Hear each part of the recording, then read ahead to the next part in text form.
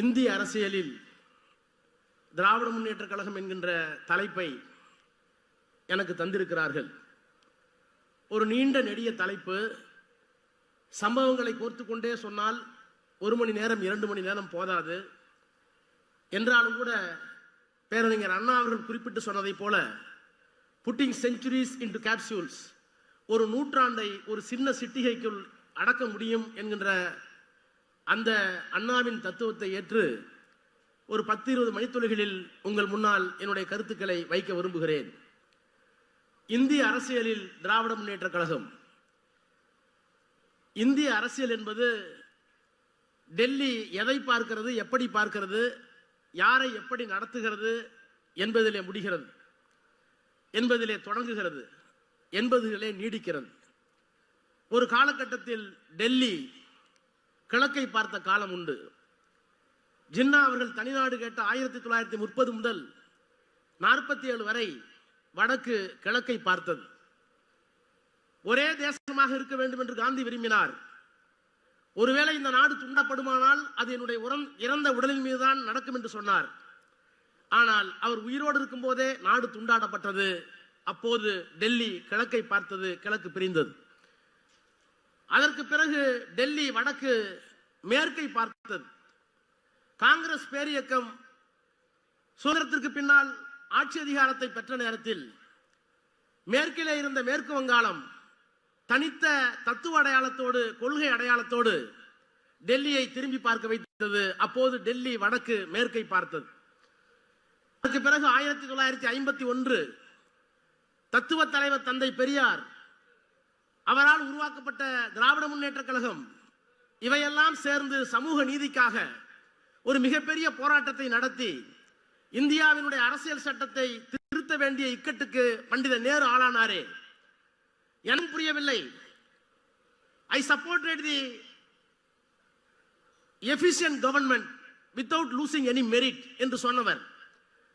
நான் தகுதியை விட்டுக் கொடுக்க முடியாது, இடஒதுக்கீடு எனக்கு ஏற்புடையது அல்ல என்று சொன்ன பண்டித நேருவை புரிய வைத்து a government should be efficient, the same time the government must also be humanitarian. ஒரு அரசாங்கம் என்பது திறமையை மட்டும் நம்பி இருக்க கூடாது, அது மனிதாபிமான அரசாங்கமாக இருக்க வேண்டும், அதற்கு இடஒதுக்கீடு தேவை என்று அந்த பண்டித அறிவை புரிய வைத்து சென்னையிலே தெற்கிலே நடந்த போராட்டத்தால் நான் அரசியல் சட்டத்தை திருத்துகிறேன் என்று சொன்னபோது வடக்கு டெல்லி தெற்கை திரும்பி பார்த்தது. ஒரு காலத்திலே கிழக்கை பார்த்தது, பிறகு மேற்கை பார்த்தது. தெற்கை திரும்பி பார்க்க வைத்த இயக்கம் இந்த திராவிட இயக்கம். நான் இன்னும் குறிப்பிட்டு சொல்லுகிறேன். 1951 முதல் சட்ட திருத்தம், அதற்கு பிறகு 1960 இன்றைக்கு இந்த நிறைந்த அரங்கத்தில் எழுச்சியோடு உட்கார்ந்திருக்கிறோம். மத்தியிலே அமைச்சர் பெருமக்கள் இருந்திருக்கிறார்கள், நானே கூட இருக்கிறேன். நீண்ட நெடுங்காலமாக திராவிட இயக்கத்தினுடைய சித்தாந்தங்களை நாடாளுமன்றத்தில் சொன்ன வைகோ இருக்கிறார், முழங்கிக் கொண்டிருக்கிறார், சிவா இருக்கிறார். ஆனால் நான் எண்ணி பார்க்கிறேன், இந்த இயக்கம் ஒரு காலத்தில் எப்படி இருந்தது.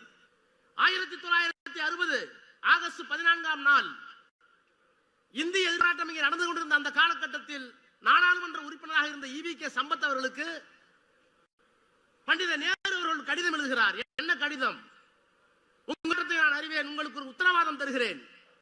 தமிழ்நாட்டு மக்கள் ஏற்றுக்கொள்ளுகிற வரை, ஏற்றுக்கொள்ளாத வரை நாங்கள் இந்திய இருக்க மாட்டோம். ஒரு கடிதம், ஒரே ஒரு கடிதம். அந்த கடிதத்திற்கு கடற்கரையிலே ஒரு பாராட்டு விழா. என்ன பாராட்டு விழா? அண்ணா பேசுகிறார். தம்பி பண்டித நேரு எழுதியிருக்கிறார் கடிதம். யார் தெரியுமா பண்டித நேரு? அணிசரா நாடுகளுடைய தலைவர், யுகோஸ்லாவிய தலைவர் மார்ஷல் டிட்டோவுக்கு எழுதிய கரம். அணிசரா நாடுகளுடைய தலைவராக இருக்கின்ற சுகஸ்லாவுக்கு எழுதிய கரம். எகிப்தினுடைய அதிபர் நாசருக்கு எழுதிய கடம் என் தம்பி சம்பத்துக்கு எழுதியிருக்கிறது. ஆனந்த கூத்தாடினார். ஒரு கடிதத்துக்கு ஆனந்த கூத்தாடி. அன்றைக்கு தேசிய அரசியல் திமுகவின் பங்கு அப்படித்தான் இருந்தது. 1962 திராவிட நாடு பிரிவினை, அதற்காக ஒரு சட்டம் கொண்டு வந்தார்களே. அந்த சட்டம் கொண்ட நேரத்தில் சொன்னார், we belong to Dravidian stock. நாங்கள் திராவிட மரபினத்தை சேர்ந்தவர்கள். We have got something concrete, something distinct, something different to offer the world at large. நாங்கள் திராவிட மரபினத்தை சார்ந்தவர்கள். இப்படி சொல்லிக் கொள்வதால் நான் வங்காளிக்கோ மராட்டியனுக்கோ எதிரிகள் அல்ல. ஆனால் இந்த உலகத்திற்கு வழங்குவதற்கு எங்களிடத்திலே தனித்த, வேறுபட்ட, தனித்துவம் கொண்ட திடமான கொள்கையில் இருக்கிறது இந்த உலகத்திற்கு வழங்குவதற்கு. இதை சொன்ன போது நாடாளுமன்றம் திரும்பி பார்த்தது. அன்றைக்கு அவ்வளவுதான் தேசிய அரசியலில். அதற்கு பிறகு இன்னும் 63 அண்ணா பேசினார். என்ன பேசினார்? நேஷனல் இன்டகிரேஷன் கவுன்சில் திராவிடனோடு கோரிக்கை இங்கே எழுந்த பொழுது அந்த கோரிக்கை தடுக்க வேண்டும் என்பதற்காக ஒரு தடை சட்டத்தை கொண்டு வந்த நேரத்தில் ஒரு கவுன்சில், நேஷனல் இன்டகிரேஷன் கவுன்சில், தேசிய ஒருமைப்பாட்டு குழு. அந்த குழுவுக்கு யார் தலைவர்? திருவாங்கூர் சமஸ்தானத்தினுடைய திவானாக இருந்த சிபி ராமசாமி, வைஸ்ராய் கவுன்சிலே சட்ட அமைச்சராக இருந்த சிபி ராமசாமி. அவரை போட்டார்கள். நாடாளுமன்றத்திலே கேட்டார், எங்களை பிரிவினைவாதி என்று சொல்லுகிறீர்களே. அண்ணா பேசினார், எங்களை பிரிவினைவாதி என்று சொல்லுகிறீர்களே, நாங்கள் உரிமை கேட்டால் எங்களை துண்டாடுகிறான் சொல்லுகிறீர்களே, நீங்கள் தேசிய ஒருமைப்பாட்டுக்கு ஒரு ஆணை போட்டிருக்கிறீர்களே சிபி ராமசாமி, அவர் யார் தெரியுமா? சமஸ்தானங்களை இந்தியாவோடு இணைக்க வேண்டும் என்று வல்லபாய் பட்டேலும் நேரும் விரும்பிய போது திருவாங்கூர் சமஸ்தானத்தை இந்தியாவோடு இணைக்க விரும்பாமல் பாகிஸ்தானோடு போய் இணைப்பதற்கு ஜின்னாவிடம் பேரம் பேசிய சிபி ராமசாமி, உங்களுக்கு ஒற்றுமைவாதி, எங்கள் இனத்திற்கு மொழிக்கு உரிமை கேட்டால் நாங்கள் பிரிவினைவாதிகளா என்று 63 கேட்டாரே. அப்போது தேசிய அரசியல் திமுகவுக்கு இருந்த இடம். அதற்கு பிறகு அண்ணா முதலமைச்சரானார். அதற்கு பிறகு வந்த பணிகளை எல்லாம் நான் சொன்னால் நேரம் போதாது, நான் மாற்றி சொல்லுகிறேன். எது திமுக? இந்திய அரசியல் சட்டம் 1946 தொடங்கி 49 வரை கான்ஸ்டிடியூஷன் அசெம்பிளி டிபேட்டிலே தொடங்கி நிறைவாக எழுதப்பட்ட அரசியல் சட்டத்தினுடைய முகப்புரைக்கு நான் வருகிறேன். அதுதான் திமுக என்று சொல்கிறேன். We the people of India having solemnly resolved to constitute India into a sovereign, secular, socialistic, democratic republic. இது ஒரு இறையாண்மை உள்ள நாடு, இது ஒரு சமதர்ம குடியரசு, இது ஒரு மதச்சார்பற்ற நாடு, இது ஒரு ஜனநாயக நாடு. நான் பெருமையோடு சொல்கிறேன், இந்தியாவில் எத்தனையோ தேசிய இனங்கள், எத்தனையோ மொழிகள், எத்தனையோ பழக்க வழக்கம், எத்தனையோ சாதி, எத்தனையோ மதம், இவற்றையெல்லாம் ஒரு கட்டுப்பாட்டுக்குள் கொண்டு வர வேண்டும் என்பதுதான் அரசியல் சட்டத்துடைய முகப்புரை. நான் பெருமையோடு சொல்கிறேன், இந்தியாவினுடைய அரசியல் சட்டத்துடைய சொல்லப்பட்டிருக்கின்ற முகப்புரையில் சொல்லப்பட்டிருக்கின்ற அந்த இறையாண்மை, அந்த சமதர்மம், அந்த மதச்சார்பின்மை, அந்த ஜனநாயகம், இந்த 4 கொள்கைகளையும் காப்பாற்றிய ஒரு மாநில கட்சி திராவிட முன்னேற்ற கழகம் மட்டும்தான் என்பதை என்னால் சொல்ல முடியும். எப்படி? அண்ணா பேசினார், முதலமைச்சராக இருந்தார், மறைந்து விட்டார். கலைஞர் முதலமைச்சர். இந்தியாவுடைய இறையாண்மைக்கு எப்போது ஆபத்து?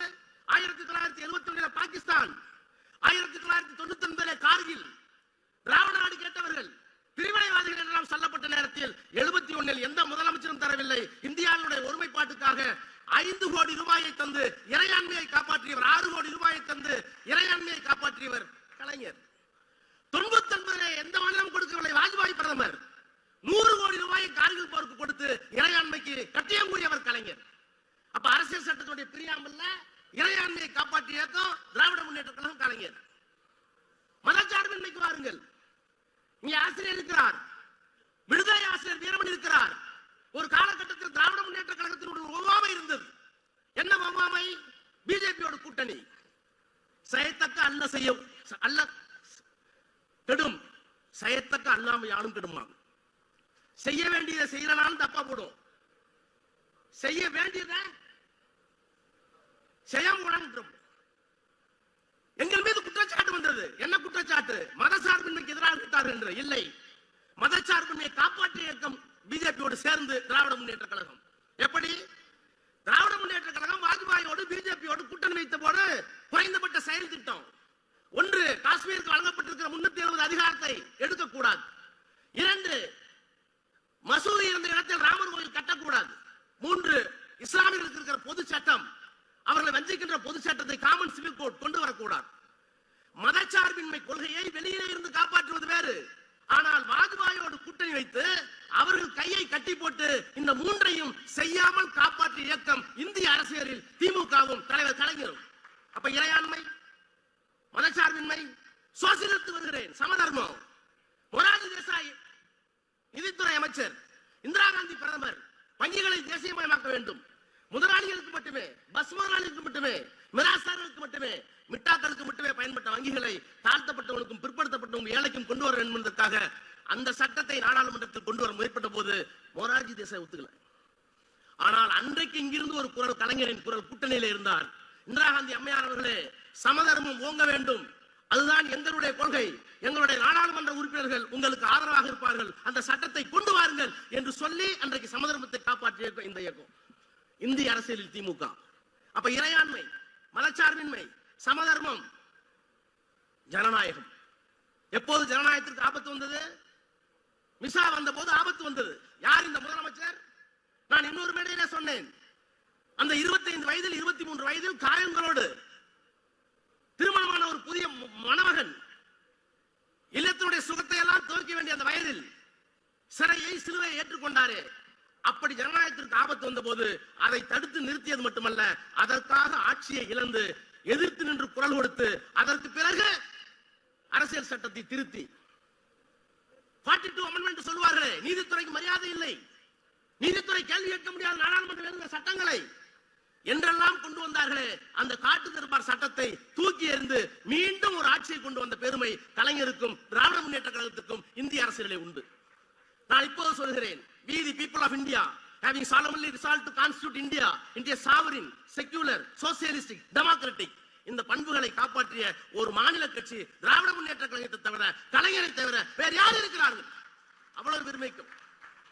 ஆனால் நான் இப்போது பார்க்கிறேன், பெரியாரை பார்த்திருக்கிறேன், பார்த்ததில் ஒரே ஒரு முறை பார்த்திருக்கிறேன், அவருடைய தத்துவங்களை படித்துக் கொண்டே இருக்கிறேன். இன்னமும் அண்ணாவின் ஆளுமையை நான் அறிவேன். பெரிய தலைவர்கள் எல்லாம் பேச்சை கேட்டிருக்கிறேன். நான் குறைத்து மதிப்பிடவில்லை. கலைஞரோடு அருகிலேயே பயணித்தவன், அவருடைய ஆளுமையை நான் அறிவேன். ஆனால் பெரியாரை காட்டிலும், அண்ணாவை காட்டிலும், கலைஞரை காட்டிலும் நான் நேசத்தோடும் பாசத்தோடும் இந்த தலைவர் மாண்புமிகு முத்துவேல் கருணாநிதி ஸ்டாலின் அவர்களை நான் நேசிக்கிறேன். என்ன காரணம்? அண்ணாவை குறைத்து மதிப்பிட்டதாக அர்த்தம் அல்ல, பெரியாரை புறந்தள்ளியதாக பொருள் அல்ல, கலைஞரை கைவிட்டு விட்டதாக அர்த்தம் அல்ல. பெரியார் இருந்தபோது ஆபத்து இல்லை. நாடாளுமன்றத்தில் 2 MP இல்ல பிஜேபிக்கு, ஜனசங்கத்துக்கு இல்ல. அண்ணா இருந்தபோது ஒற்றை இலக்கம், கலைஞர் இருந்தபோது 100 நாடாளுமன்ற உறுப்பினர்கள் ஆட்சி பொறுப்பில் இருந்தார். அவரே உள்ளிருந்து காப்பாற்றினார். ஆனால் இந்த மனிதன் இருக்கிற நேரத்தில், திராவிட மாடல் நாயகன் இருக்கிற நேரத்தில் பெரியார் இல்லை, கலைஞர் இல்லை, அண்ணா இல்லை. ஆனால் ஆபத்து எங்கே இருக்கிறது? வல்லூர் வட்டமிடுகிறது. 400 நாடாளுமன்ற உறுப்பினர்கள், இப்போது 250 நாடாளுமன்ற உறுப்பினர்கள், ஒரே மொழி, ஒரே தேசம், அரசியல் சட்டத்தை தூக்கி எறிவோம் என்று சொல்லுகிற போது நாங்கள் டெல்லிக்கு அவுட் ஆஃப் கண்ட்ரோல் என்று சொல்லக்கூடிய ஒரு மகத்தான தலைவனை இந்திய அரசியல் நாம் பெற்றிருக்கிறோமே. அவருக்குள்ளார் பெரியார், அண்ணா, கலைஞர் இருக்கிறார்கள். டீலிமிட்டேஷன்.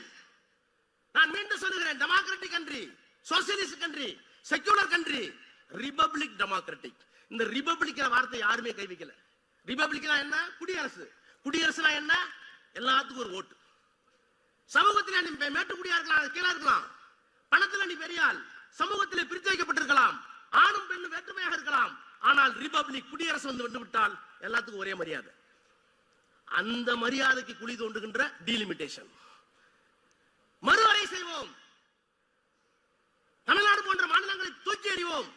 உத்தரப்பிரதேசம் இருந்தால் போதும், மத்திய பிரதேசம் இருந்தால் போதும், 4 மாநிலங்களை கொண்டு இந்தியாவுடைய தலைவிதியை நாங்கள் நிர்ணயிப்போம் என்று சொல்லுகின்ற ஜனநாயகத்திற்கு எதிரான டீலிமிட்டேஷன், மறுவரையறை, அதை எதிர்த்து நிற்கிற துணிச்சல். அதற்காக ஒரு மாநாடு கூட்டி இந்தியாவினுடைய தலைவர்களை எல்லாம் சென்னைக்கு அழைத்து இந்திய அரசியலை திரும்பி பார்க்க ஒரு தலைவன் இருக்கிறார் என்றால் அந்த ஒரே தலைவன் மாண்புமிகு முத்துவேல் கருணாநிதி ஸ்டாலின். இன்றைக்கு SIR, நான் இன்னும் ஒரே ஒரு நிமிடத்தில் முடிக்கிறேன். எங்கே இருக்கிறார் தெரியுமா? அண்ணா போராடினார், நாடாளுமன்றத்திலே முழங்கினார், எழுச்சி நாள் கூட்டம் போட்டார். முதலமைச்சராக வந்ததற்கு பிறகு நான் மறுக்கவில்லை. கலைஞர் பல்வேறு செயல்களை செய்து முடித்தார். ஆனால் இன்றைக்கு அரசியல் சூழ்நிலை எப்படி இருக்கிறது? நேரு இல்லை, இந்திரா காந்தி இல்லை. அண்ணா பேசியது நேருடன், சமனுக்கு இருந்தது கலைஞர் இந்திரா காந்தியுடன். ஆனால் இன்றைக்கு யாரோடு இருக்கிறோம்? மோடியோடும் அமித்ஷாவோடு இருக்கிறோம். அப்ப உத்திகளை மாற்ற வேண்டும் அல்லவா? என்ன உத்தி? நீட் மத்திய அரசாங்கம் சட்டம் கொண்டு வருகிறது, ஒன்றிய அரசாங்கம்.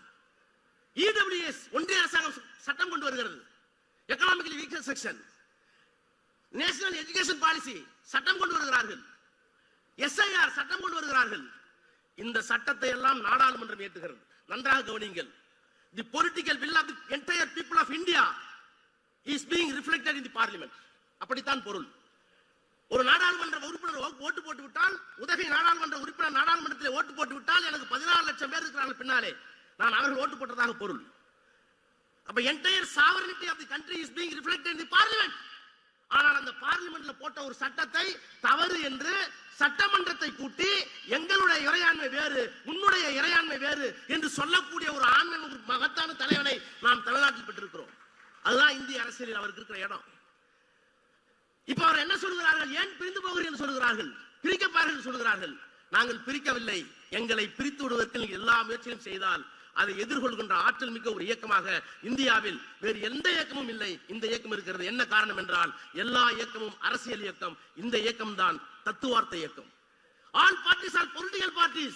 The DMK alone is the ideological parties. That is why you are fighting with Modi and Amit Shah. இந்த போராட்டம் தொடரும். இந்த போராட்டம் தொடரும் என்பதற்கு ஒரே ஒரு உதாரணம். நாளைக்கு இந்த இயக்கத்தை வெளிநடத்த போகிற தம்பி உதயநிதி ஸ்டாலின் அவர்கள் சனாதனத்திற்கு முன்னால் மண்டியிட மாட்டேன் என்று சொன்னாரே. நான் எல்லோருக்கும் சொல்லுகிறேன், இந்தியா முழுக்க சொல்லுவேன், அவரை தோளிலே தூக்கி சுமக்கிற மகிழ்ச்சி எங்களுக்கு இருக்கிற. என்ன காரணம்? அவர் இளைஞரா? அவர் மூத்தவரா? சிறைக்கு சென்றாரா? சிலுவை ஏந்தினாரா? தேவையில்லை. சனாதனத்துக்கு மண்டியிடாத ஒரே ஒரு தலைவன் எங்கள் இயக்கத்திற்கு போதும். அதுதான் இந்திய அரசியல் நாங்கள் பெறப்போகிற வெற்றி. நன்றி, வணக்கம்.